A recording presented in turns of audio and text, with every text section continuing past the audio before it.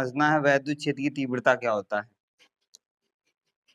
ठीक है, तो यहाँ पर हम परिभाषा को समझते हैं। चलो भैया, तो यहाँ पर E बराबर F/Q0, ठीक है। वैद्युत क्षेत्र के किसी बिंदु पर रखे, वैद्युत क्षेत्र के किसी बिंदु पर रखे परीक्षण आवेश तथा उस पर लगने वाले बल के अनुपात को, उस पर लगने वाले बल के अनुपात को वैद्युत क्षेत्र की तीव्रता कहते हैं। फिर से समझना, वैद्युत क्षेत्र के किसी बिंदु पर रखे परीक्षण आवेश पर लगने वाला बल तथा परीक्षण आवेश के अनुपात को वैद्युत क्षेत्र की तीव्रता कहते हैं। फिर से सुन लो, वैद्युत क्षेत्र के किसी बिंदु पर रखे परीक्षण आवेश पर लगने वाला बल तथा परीक्षण आवेश के अनुपात को वैद्युत क्षेत्र की तीव्रता कहते हैं। यहाँ लिख देते हैं ये सारी चीजें। वैद्युत क्षेत्र के किसी बिंदु, वैद्युत क्षेत्र के किसी बिंदु पर रखे परीक्षणावेश, वैद्युत क्षेत्र के किसी बिंदु पर रखे परीक्षणावेश पर लगने वाला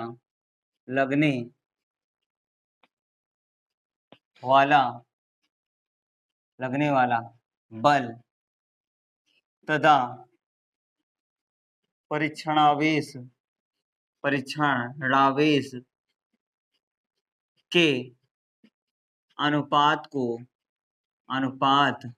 अनुपात को वैद्युत क्षेत्र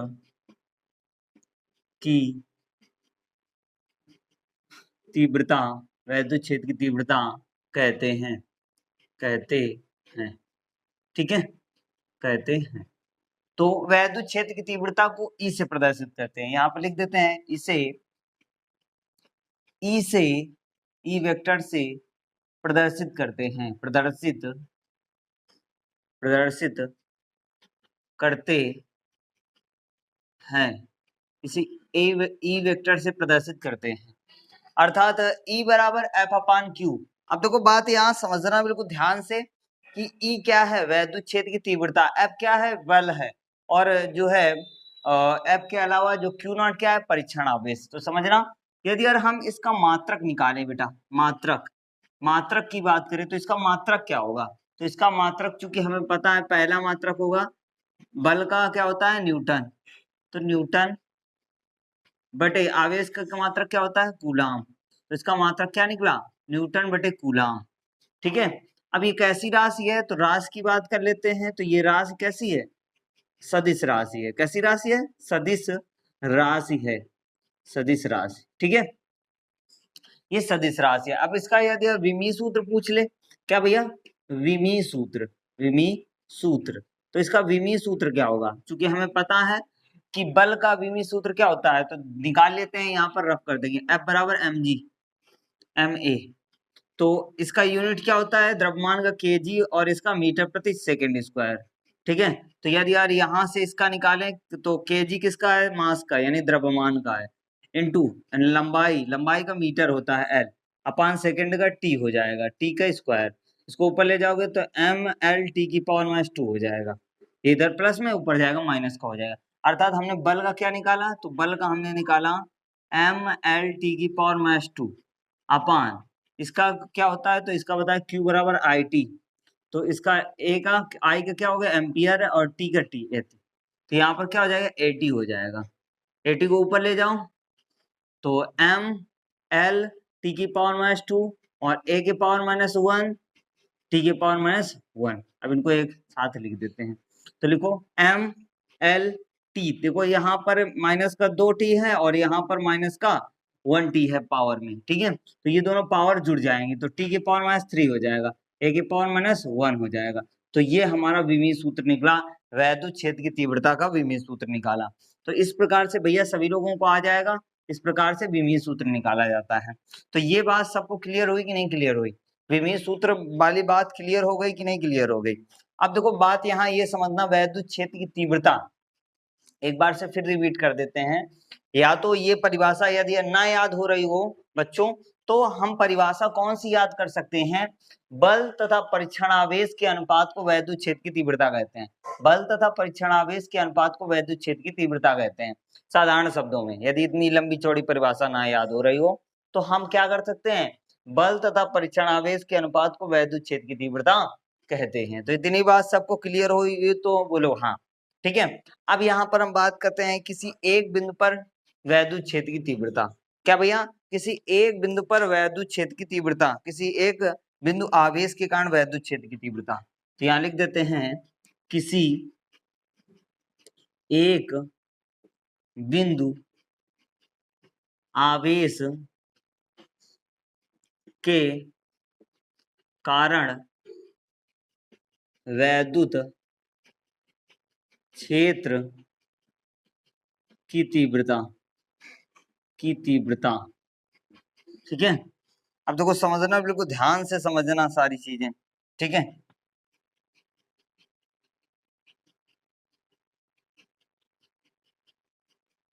इसको हमने मान लिया बिंदु ए, इसको मान लिया बिंदु बी। इस पर बल जो आरोपित होगा वो इधर की ओर बल आरोपित होगा। ठीक है, अब देखो जब बल आरोपित होगा तो हमें, यानी यहां से यहां तक की दूरी, यहां से यहां तक की दूरी कितनी होगी, आर होगी।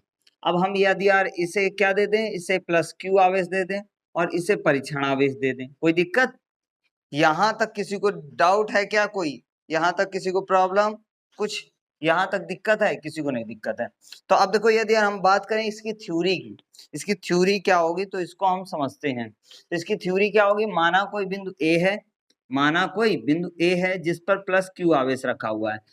बिंदु ए से आर मीटर की दूरी पर स्थिर बिंदु बी है, बिंदु बी पर प्लस क्यू नॉट आवेश यानी परीक्षण आवेश क्यू नॉट रखा है। ठीक है, जिस पर यानी दोनों आवेशों के बीच बल F क्या कर रहा है, F लग रहा है। ठीक है, तो फिर से एक बार समझ लो, माना कोई बिंदु A है जिस पर प्लस क्यू आवेश रखा हुआ है, बिंदु A से R मीटर की दूरी पर स्थिर बिंदु B है जिस पर प्लस क्यू नॉट आवेश रखा हुआ है। इन दोनों आवेशों के कारण एक बल F आरोपित हो रहा है। ठीक है, यानी दोनों आवेशों के कारण एक बल आरोपित होगा, ऐसे भी लिख सकते हो। तो भैया यहाँ पर समझना है, चूंकि हमने पढ़ाया था, ये थ्योरी लिख लेना।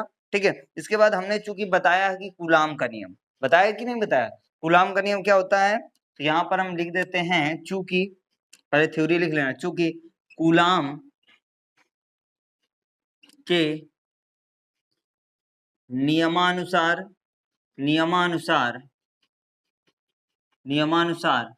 क्या होता है, तो F बराबर 1/4 epsilon not Q naught upon R square. ये था कि नहीं था कूलाम का नियम? तो हमने इसको दे दिया समीकरण 1।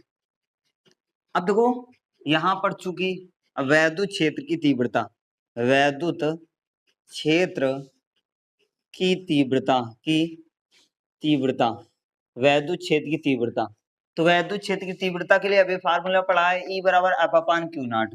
तो E बराबर एफ अपान क्यू नॉट। ठीक है, समीकरण 2 देते हैं। समीकरण 1 का मान समीकरण 2 में रखने पर, तो यहाँ पर लिख देते हैं समीकरण 1 का ऐसे लिखते हैं, समीकरण 2 में समीकरण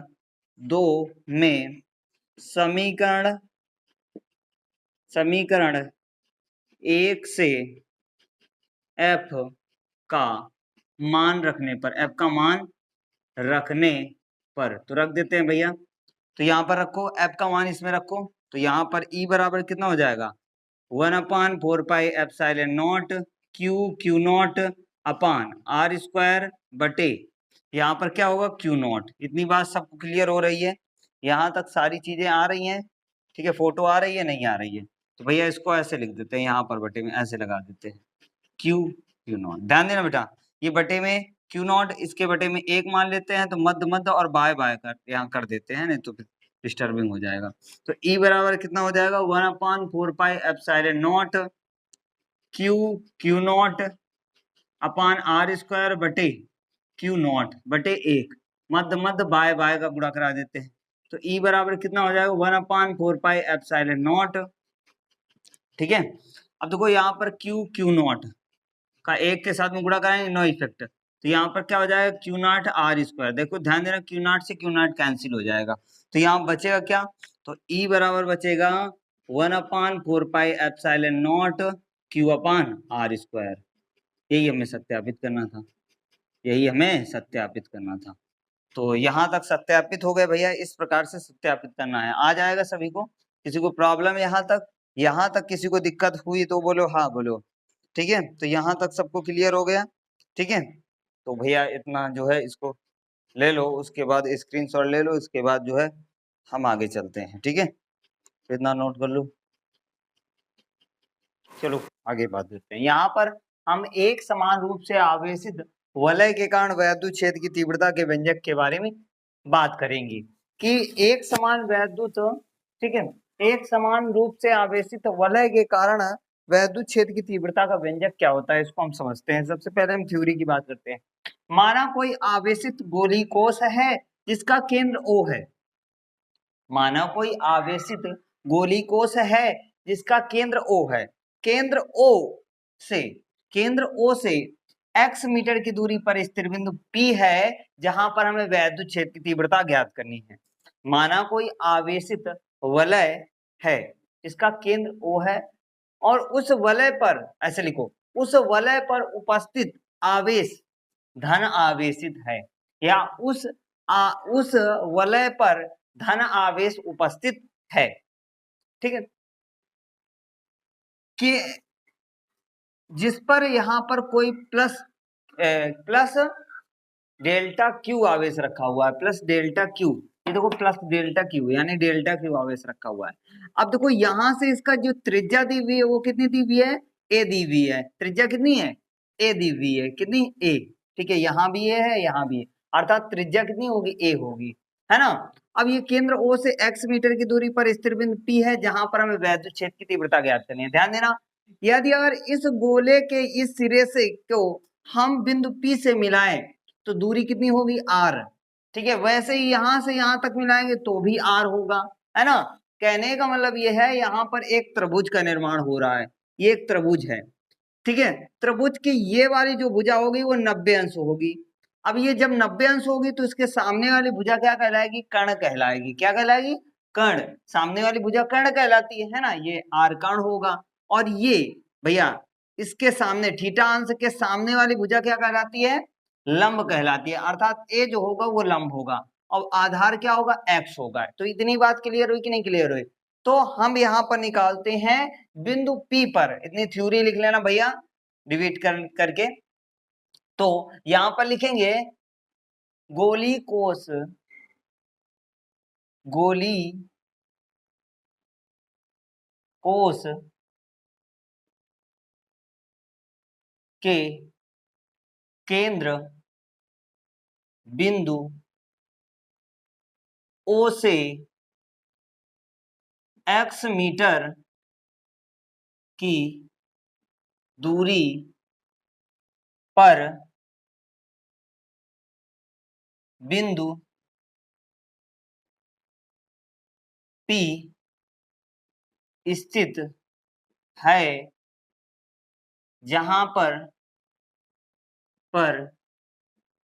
वैद्युत क्षेत्र की तीव्रता, वैद्युत क्षेत्र की तीव्रता, जहां पर वैद्युत क्षेत्र की तीव्रता, तो यहां पर वैद्युत क्षेत्र की तीव्रता ज्ञात करना है। तो हमने बताया था वैद्युत क्षेत्र की तीव्रता के लिए व्यंजक क्या होता है, तो वैद्युत क्षेत्र की तीव्रता के लिए व्यंजक होता है, क्या होता है, E बराबर, यहाँ पर डेल्टा लगा देते हैं, डेल्टा, चूंकि डेल्टा यूज हुआ है, तो E बराबर 1/4 pi epsilon not Q upon R, कितना, Q अपान R स्क्वायर। ये फार्मूला होता है कि नहीं होता है। तो यहाँ पर यदि यार हम यहाँ से यहाँ तक की दूरी को यदि मेजर करें, चूंकि यहाँ से केंद्र से x मीटर की दूरी पर स्थिर बिंदु P है, हमें बिंदु P पर वैद्युत क्षेत्र की तीव्रता ज्ञात करनी है।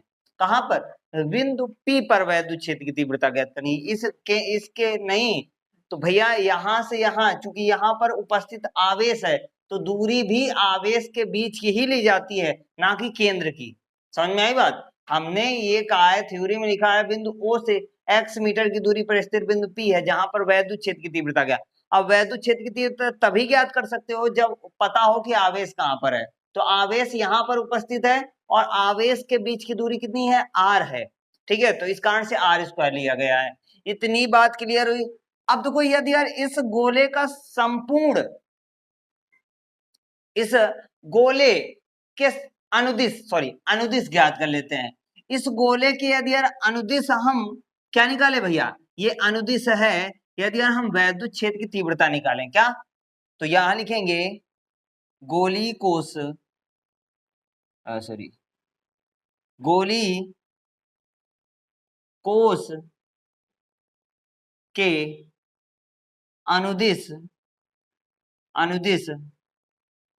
वैद्युत क्षेत्र की तीव्रता, वैद्युत क्षेत्र की तीव्रता। ठीक है, अनुदिश वैद्युत क्षेत्र की तीव्रता ज्ञात करनी है। भैया ध्यान देना, गोली कोश के अनुदिश, यहां जो है ये बिंदु P है, इसके अनुदिश गोली कोश ये है, गोली कोश के अनुदिश यानी विपरीत दिशा में यहां पर कितना है, डेल्टा E cos थीटा। तो यहां पर क्या हो जाएगा, डेल्टा E cos थीटा। ध्यान देना, बहुत ध्यान से समझना। अब यहां पर डेल्टा E का मान हमने यहां पर निकाला हुआ है, तो यहां पर हम डेल्टा E का मान रख दें इसमें कितना, 1/4πε0 Q अपान r²। तो यहां पर भैया सॉरी डेल्टा Q होगा, चूंकि डेल्टा Q का यूज हुआ है ना, तो यहां पर डेल्टा Q होगा। अब यहां पर cos थीटा लिख देते हैं। इतनी बात सबको क्लियर हुई कि नहीं क्लियर हो। अब इस यदि यार गोली कोश के संपूर्ण यानी गोली कोश पर संपूर्ण वैद्युत क्षेत्र की तीव्रता निकालनी है, किस पर, इस गोली कोश पर संपूर्ण वैद्युत क्षेत्र की तीव्रता निकालनी है, तो लिखेंगे गोली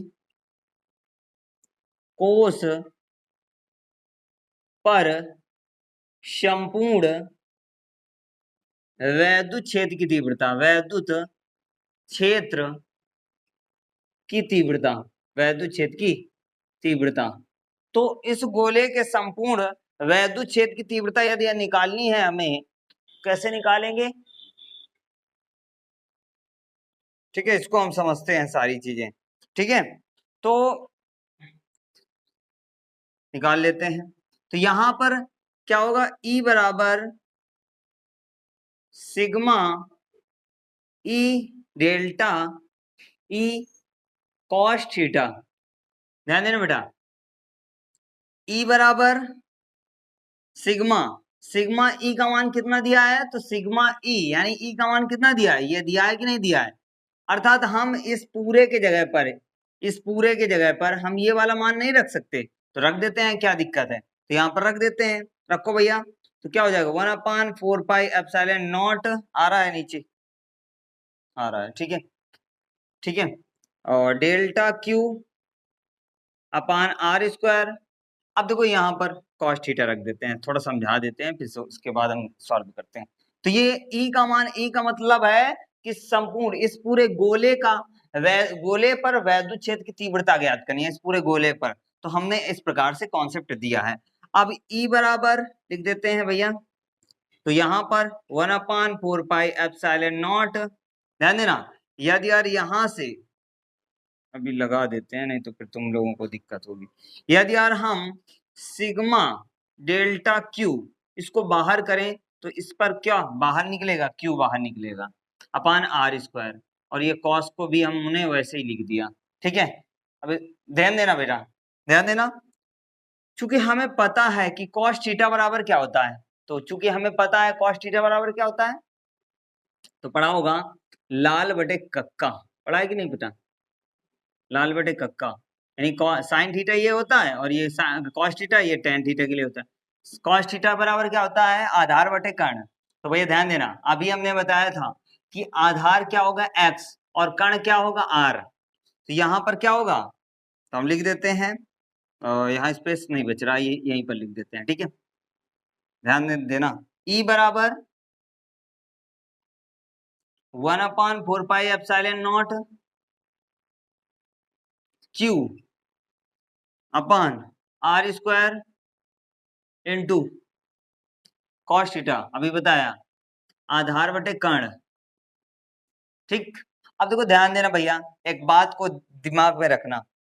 अब देखो भैया, यदि यार हमें ये आर का मान निकाला है, तो ये आर का मान चूंकि हमें पता है कि पाइथागोरस प्रमेय में पढ़ा होगा, कर्ण का स्क्वायर इज इक्वल टू लंब का स्क्वायर प्लस आधार का स्क्वायर। पढ़ा है कि नहीं पढ़ा है? पाइथागोरस प्रमेय में पढ़ा होगा, कर्ण का स्क्वायर बराबर लंब का स्क्वायर प्लस आधार का स्क्वायर। तो यहाँ पर कर्ण कितना है, आर का स्क्वायर कर दिया, लंब कितना है, ए का स्क्वायर कर दिया, और एक्स यानी आधार कितना है, एक्स, एक्स का स्क्वायर कर दिया। तो यहाँ से निकला आर की वैल्यू, आर स्क्वायर की वैल्यू कितनी निकली, ए स्क्वायर प्लस एक्स स्क्वायर। ठीक है, यदि यार आर की वैल्यू यहाँ से निकाले तो अंडर रूट ए स्क्वायर प्लस एक्स स्क्वायर निकलेगा। अर्थात यहाँ पर वैल्यू हम पुट कर देते हैं, ये आर स्क्वायर की जगह पर हम ये लिख सकते हैं और आर की जगह पर ये लिख सकते हैं, तो लिख देते हैं। तो ई बराबर कितना हो जाएगा, 1/4 pi epsilon not Q, R की जगह पर रखो तो क्या होगा, A square plus x square, और ये एक्स अपान आर की जगह पर क्या रख सकते हैं, अंडर रूट ए स्क्वायर प्लस एक्स स्क्वायर। इतनी बात क्लियर हुई कि नहीं क्लियर हुई? तो ई बराबर 1/4 pi epsilon not q x, ठीक है, और इसे क्या लिख सकते हैं, ए स्क्वायर प्लस एक्स स्क्वायर, वैसे ही लिखे रहने देते हैं। इसको हम क्या लिख सकते हैं, तो इसको लिख सकते हैं ए स्क्वायर प्लस एक्स स्क्वायर के पावर 1/2। नहीं लिख सकते भैया, इसे 1/2 लिख सकते हैं। अब इसके घात में 1 है, तो गुणा में घातें जुड़ती हैं, गुणा में घातें जुड़ती हैं, तो यहाँ पर ई बराबर कितना हो जाएगा, 1/4 pi epsilon not q x upon A square plus x square के घाते 1 प्लस 1/2। ठीक, इतना आ रहा है वीडियो में? ठीक है, इतना आ रहा है, ठीक है। अब देखो ध्यान देना भैया, गुणा में घातें जुड़ती हैं, तो यहाँ पर कितना है, 1 प्लस 1/2, तो यहाँ एलसीएम लेंगे 2 आएगा, तो यहाँ पर कितना 1/1 होगा। अब 1 का पढ़ा कितनी बार पढ़ेंगे, 2 से ज्यादा ना जाए, यहाँ लिख देते हैं 2 आया। ठीक है, 1 का पढ़ा हम कितनी बार पढ़ेंगे, 2 बार पढ़ेंगे, प्लस 2 1 कम 2, मतलब ये तो आता ही होगा इतने छोटे बच्चों का। तो यहाँ पर कितना आएगा, 3/2, कितना 3/2, अर्थात हम यहाँ पर क्या लिख सकते हैं, तो E बराबर 1/4 pi epsilon not q x upon A square plus x square. यहाँ नहीं आ रहा भैया, ठीक है, यहाँ नहीं आ रहा, स्पेस नहीं बचा है, कहाँ पर, यहाँ पर कर देते हैं। ठीक है भैया, नोट कर लेना, ऊट बड़ांग मन नोट करना, तो यहाँ पर कर देते हैं। ठीक है, ई बराबर कितना आएगा, 1/4 pi epsilon not q x upon, यहाँ पर क्या हो जाएगा, a square plus x square के पावर 3/2, इतना आ जाएगा। ठीक है, तो इतना ये हमें सॉल्व करना है, इतना सॉल्व हो गया। अब इसके केस के बारे में हम चर्चा कर लेते हैं। तो भैया इतना स्क्रीनशॉट ले लो सभी लोग, इतना ले लो स्क्रीनशॉट। ठीक है, तो कोई यहाँ समझते हैं, थोड़ा हम रफ कर देते हैं यहाँ पर। ठीक है,